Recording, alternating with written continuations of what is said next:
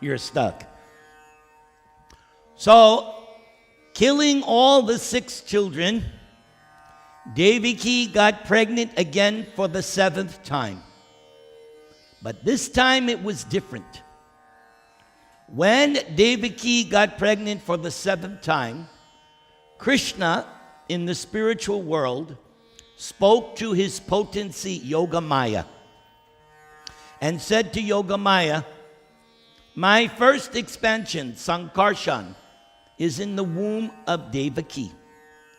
Yogamaya, I want you to go attract Sankarshan out of Devaki's womb and lead him to the womb of Rohini, who was another wife of Vasudeva. Vasudeva had many wives, and this other wife, Rohini, she was in Vrindavan, staying under the care of Nanda and Yashoda. So Krishna said to Yogamaya, attract him. And that's not difficult, because Yogamaya is the full spiritual potency in feminine form, all attractive. And so she lured Sankarshan, and he moved into the womb of Rohini. Externally, it appeared that Devaki had a miscarriage, because they could not see the spiritual thing going on. They only saw externally that she was pregnant, and now she was no longer pregnant, so they thought, oh, she had a miscarriage. But we know the real story. Now, on a wonderful day, Vasudeva is in spiritual consciousness, and by his mystic powers, he is able to transfer Krishna in his heart, and in the heart of Devaki, Krishna appears and takes shelter of Devaki's womb. So now Devaki appears to be pregnant the 8th time. And Kamsa now is very worried. It's the 8th child. He knows this is what he's been waiting for. Now he's thinking, I can't kill her now because it won't look good. She's pregnant. If I kill her now, no, that's not going to look good. So his plan is, I'll wait till she gives birth. Vasudeva has promised he'll deliver. I'll wait, and when she turns him over, I'll kill him. But Devaki, now that she's pregnant with actual Krishna, she looks extraordinarily beautiful. And everyone can see she's glowing. She's glowing. Why? She has Krishna in her womb. Any woman, when she's pregnant, she has a different look about her. What to speak if it's the Supreme Lord himself? You can imagine. Invisibly, all the demigods come to Devaki's womb. Now, by this time, after Narada, I forgot to mention, after Narada, Kamsa imprisoned Vasudeva and Devaki with iron shackles so that they could not escape. So they're in prison. So all the demigods, Brahma, Shiva, all the demigods invisibly appear to Devaki and offer prayers to the child in her womb. And who's the child? Krishna. Who's the child? Krishna. Yes. And these prayers that the demigods offer, such nice philosophy they present. So, Kamsa's waiting. Then comes that special night, the original Janmashtami. All of a sudden, in the whole atmosphere, becomes very, very nice. Everybody feels calm. There's nice wind blowing. You can smell the flowers. The air is nice to the touch. And although it was the 8th day of the waning moon, the moon looked full because the Soma, the moon god, was happy. And then midnight comes, Krishna appears. But how does he appear? As Narayan. Everybody. He appears as four-handed Narayan. And he says, now, Vasudeva offers prayers, Devaki offers prayers, and those prayers reveal how advanced spiritually.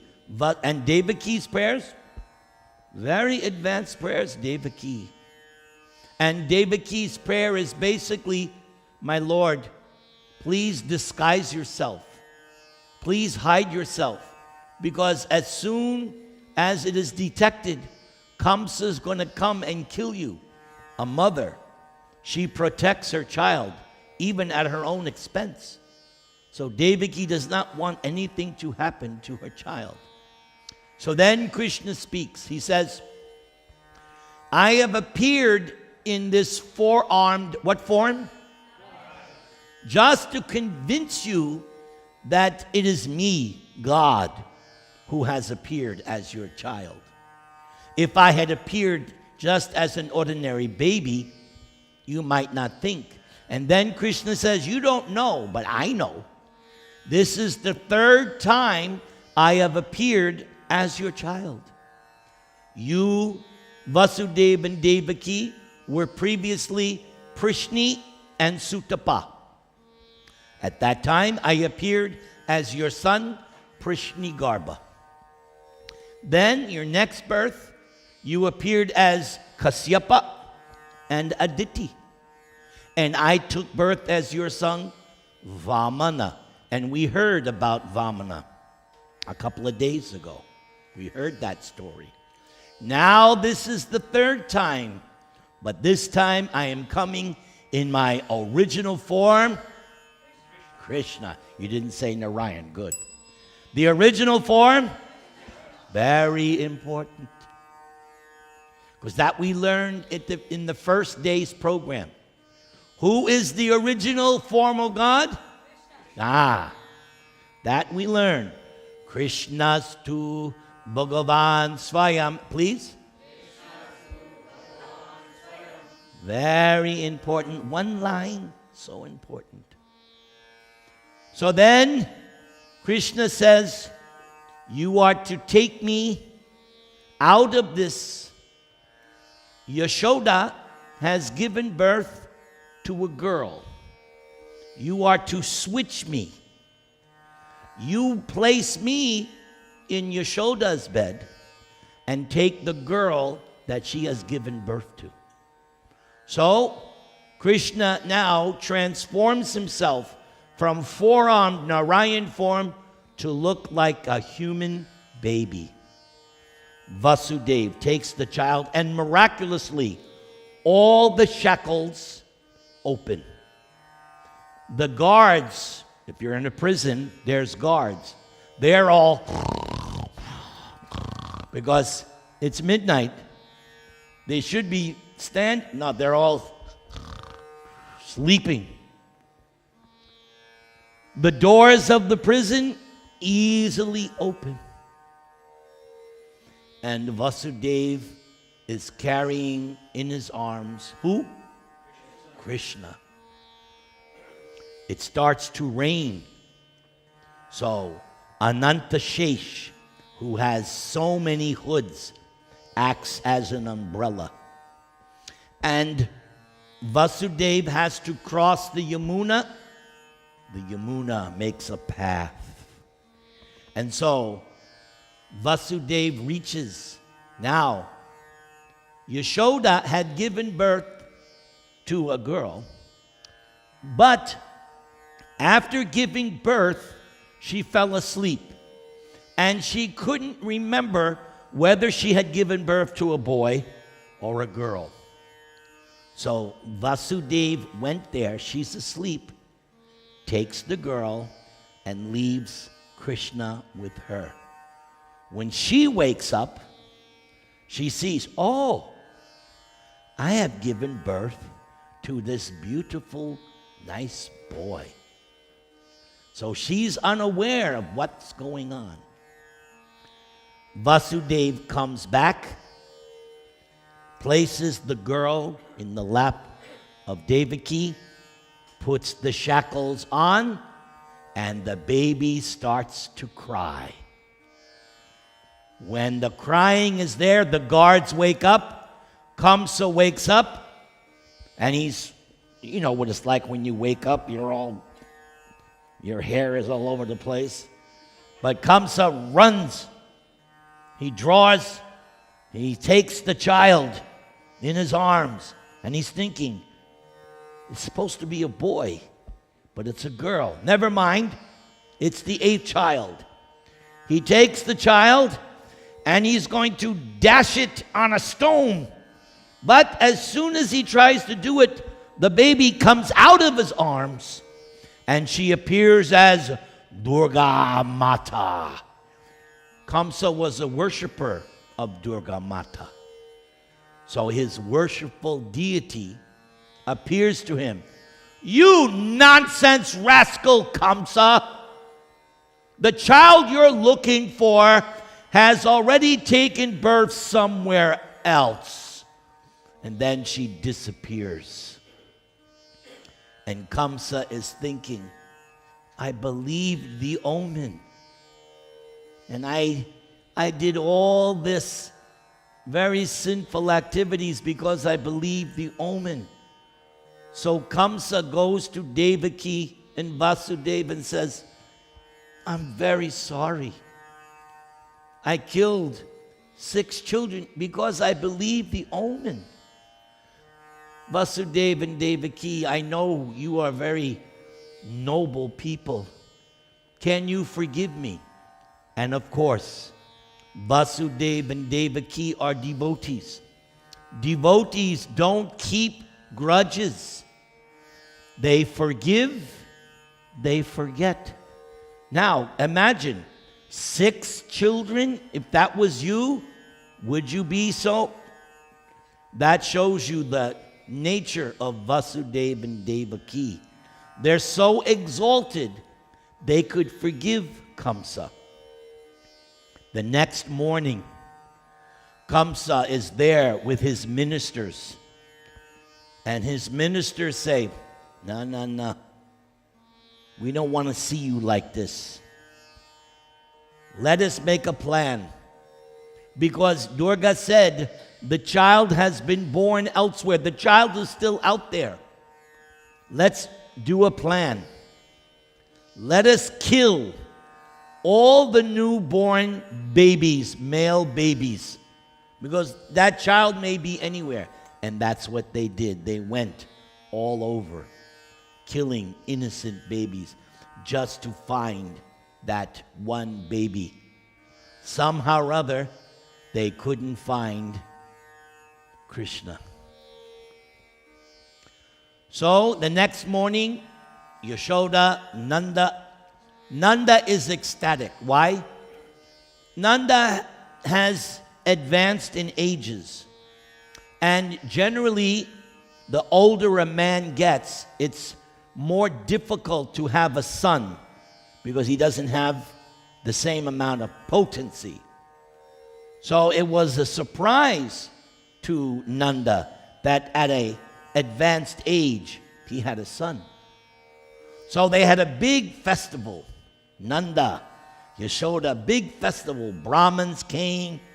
They had a big prasad. They did sacrifices for the birth of this child, Krishna. Soon after this, it's time for Nanda to pay taxes. Yes, taxes has been in existence for at least 5,000 years. And Nanda has to go to Mathura and pay his yearly taxes to Kamsa. But after seeing Kamsa, he meets up with his old friend Vasudeva, because after all, one of Vasudev's wives is staying with him. So they had a relationship.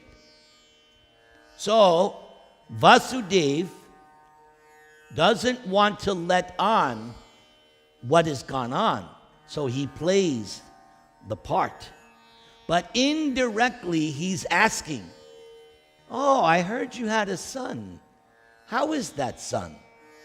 Because Vasudeva wants to know for himself. That's his son. But he's not telling Nanda. He's playing the game. And then Vasudeva tells Nanda, "If I were you, don't tarry here. Don't stay in Mathura. Return, because I'm hearing there may be disturbances, so you should go back." So Nanda says, "Oh, okay." So Nanda returns. Meanwhile, Kamsa is starting now to send demons to find and kill Krishna. So the first demon he sends, Putana. She's a Kachari witch. Prabhupada says that she's able to be on a broomstick and fly. Kachari.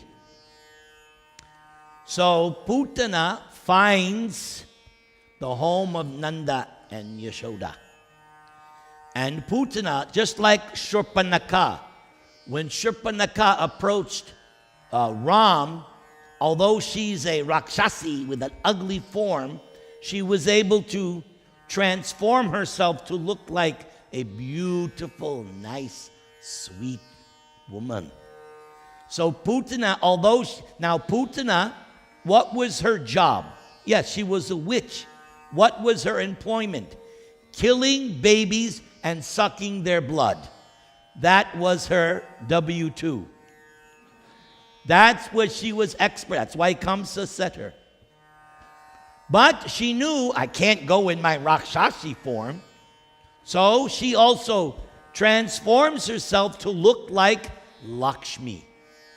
So when she arrives at the house of Nanda and everybody immediately, "Oh, Lakshmi has come to see Krishna." So she walks right in, not knowing that this is a baby killer. The innocent people of Vrindavan, they're very simple people. They're not sophisticated. They're village people, simple. So Putana says, "Oh, I would like to give the baby my breast milk."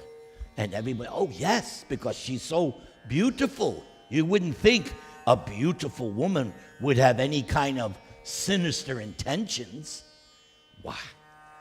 So, but what they don't know is Putana had put poison on the nipple of her breast. And her plan was, the baby will suckle my breast and the poison will kill him. When Putana sees Krishna, she goes, "Ooh." In her mind, she's thinking, this baby looks very powerful. This baby is so powerful, he could destroy the whole universe. But then Krishna closes his eyes. And by closing his eyes, he's giving a secret message to Putana. So even though Putana knows that this child is powerful, still she thinks, she becomes bewildered. Still, I'll be able to kill him. So she takes the baby on her lap and puts the breast in his mouth. Now, Krishna is 1, maybe 2 months old, but he's still God. He knows who Putana is. He's not fooled by the external look. He can actually see that she's an evil, ugly, sinful witch. So Krishna grabs the nipple with great force and sucks the milk and the poison. And he's sucking harder and harder. And to Putana, it's like, child, leave me. Because Krishna is killing her. Because he's sucking out her life air. And so under extreme pain, she has to assume her real form as Putana, the witch. And her body extends to a dimension of 12 miles. And there's Krishna. And she finally falls down in a field dead. And there is baby Krishna just playing. Nothing has happened to Krishna. And the gopis, Mother Yashoda, all the gopis, they run. And they bring dust from the cows. They bring cow urine, cow dung to bless and purify Krishna. And they chant all these names of Krishna. May Lord Haladar protect you. May Lord Narayan protect you. They invoke all these names of God just to protect Krishna. Meanwhile, Nanda is on his way home from Mathura. And so they cut the dead body of Putana into pieces and they burn it like you would burn a log. And because Krishna had touched her, her sinful body became purified. So they're burning the body and it gives off a beautiful smell because she had come in contact with Krishna. So when Nanda sees what's going on, he goes, wow, Vasudeva must be some kind of mystic yogi. He told me there may be disturbances. Look what has just happened. Now, for me, this story of Putana is so vivid because those of you who know, this was the story that convinced me to join Prabhupada's movement. When I read this story, I closed the book and I decided I'm joining Prabhupada's movement. So this story has great significance for me. Then more demons are sent. A demon takes shelter of a cart. Then another demon, Trinavarta, tries to take Krishna up into the sky, but Krishna kills Trinavarta. And then one day, Yashoda looks into Krishna's mouth, and by looking into Krishna's mouth, she sees the whole universe, and she's going, who is this child? She thinks, am I hallucinating? Then Garga Muni comes. But before Garga Muni comes, we have to take a break. Everybody,